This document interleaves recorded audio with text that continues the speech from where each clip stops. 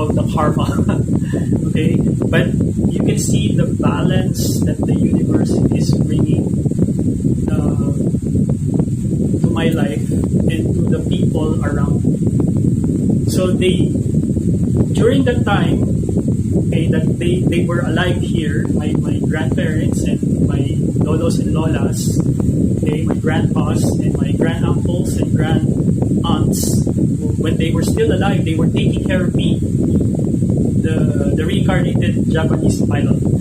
Okay, and then at the same time, in my life, I was taking care of them. I took care of them until they died. Okay, until they died. So I was there in their last moments. So I took care of them, and so this is where the karma gets balanced out. So how they took care of me in the previous life, wherein I was against them, and I took care of them in the previous life, I also was. They were actually terrified of my ego. So that's how karma is balanced. So this is the lesson. Okay? This is my lesson, and also now this is the lesson that I'm trying to teach you on how karma works and how death, past life, and this ancestral thing is very real. Okay, now. So in I had a lot of hardship. Sorry, I had a lot of hardship living in this new life, in this incarnation, because of that past life karma. Okay, so I had to meet various people who will teach me and balance the lessons and balance out the karma. Okay, so I haven't checked, but most likely some of the people that I've met on this life are probably my previous comrades. Another thing they told me that about my martial arts practice. So, okay. So they told me that I actually met one of the founders of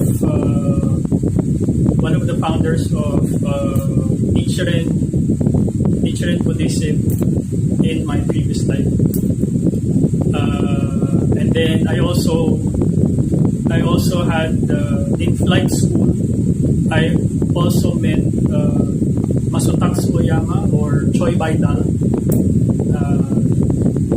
He's a fighter. He wasn't able to join the army, the Japanese Imperial Army. But we parted ways because he pursued his martial arts. Okay, but we were acquainted, and we once practiced together. But back then he wasn't that master that we know now. Okay. So that karma has been balanced because I was able to experience his martial arts in this life. Okay, I was able to continue to practice in some way. So his martial arts survived the years after the war, and in this life I was able to practice his martial arts. And what else? Okay, so in my previous life, in the military, we practiced something called Shin Bunto, or something like that. Okay, and that was later on. Okay, it was kind of formalized into a sword style of military sword style of the Japanese military, and it's being taught right now. It's called Toyama Ryu. And they told me that I was a natural in swordsmanship because I was one of the a top practitioners of the Shingonto. Okay, so during the time in the military, that's the particular. They told me that I didn't. I was able to learn the traditional sword style, which is the Shinto-ryu, but I didn't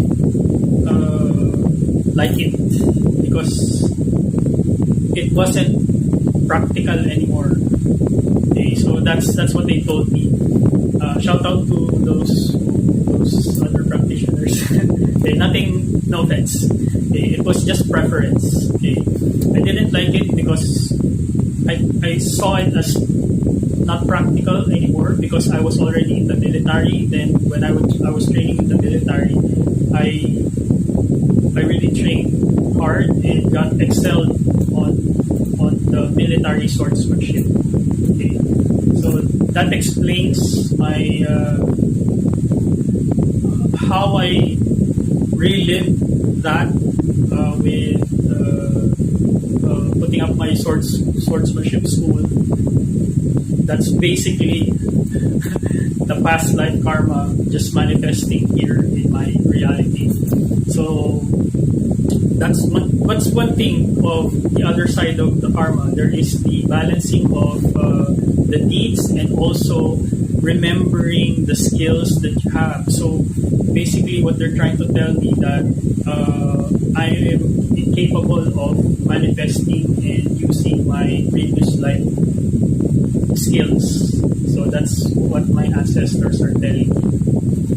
Okay, so we're gonna stop because it's 1 hour.